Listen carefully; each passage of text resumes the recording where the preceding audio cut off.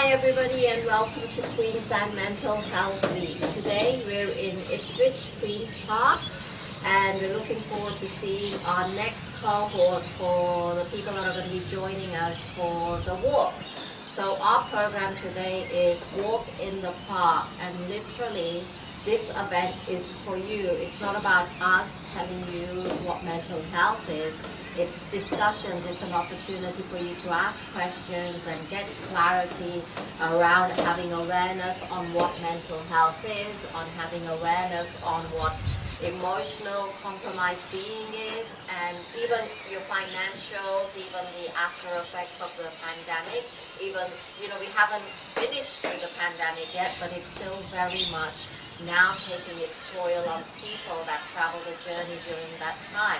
Because if you think about it, everybody's lifestyle, and I mean everybody across the globe's lifestyle changed overnight, and we were put in situations that we're not used to. For example, families that probably spent 4, 5, 6 hours a day together, a couple of days a week, were now under the same roof 7 days a week, 24 hours a day, and it takes its impact. So it changed us not only on the external side because we had to meet the requirements of the restrictions, but it also changed us from within.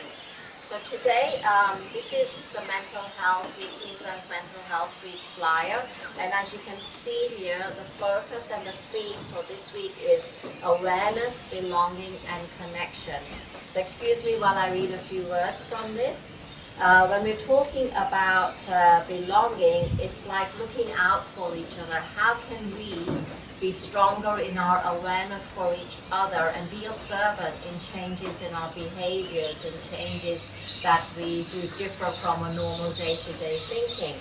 Their connection, again, is about their relationships with friends and families and those that they care about. So what they're saying here is that how can we help each other continue to be happy or be in a better place in our mindsets, emotionally, and that's what we at the Women's Mentoring Foundation do as well.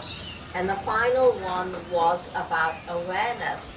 It's about understanding what mental health is, and also about understanding the stigma that is still very much strongly out there in our environment, more so within the diverse Plaid communities, because we get people here from all over the world, and mental health is different for all of us. So when we come together here in Australia, we have a lot of tools and resources that allows us to understand mental health at a different level, and I believe at a deeper level.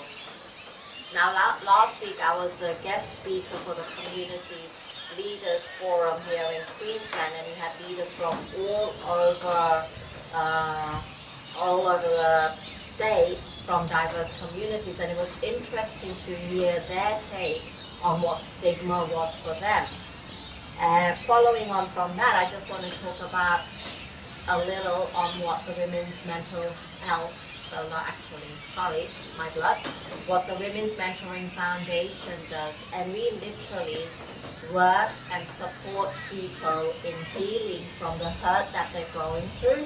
And the hurt could be anything. It could be grief because of personal trauma, the loss of somebody, domestic violence, the lack of financials, the lack of confidence and the focus. We help people overcome that so that they can heal from that hurt, which then leads them to becoming, in a way, which we call transformation. And when we say transformation, what we're saying is that we're eliminating any possibility, well, as much as possible, that they don't go back into that habit of having that compromised challenge with their health. Transformation literally means that they've actually made a change which is going to be beneficial to them long term.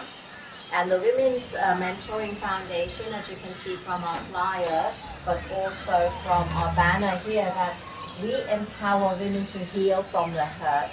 We create positive, lasting change, and the things that we've addressed as As you can read, there is pain and grief that is caused from any abuse, as I mentioned earlier, and that could be personal abuse. So are we living in a space of anger? Are we living in a space of irritation? Are we living in a space of self-harm? And self-harm doesn't need to just come from a space of physical abuse.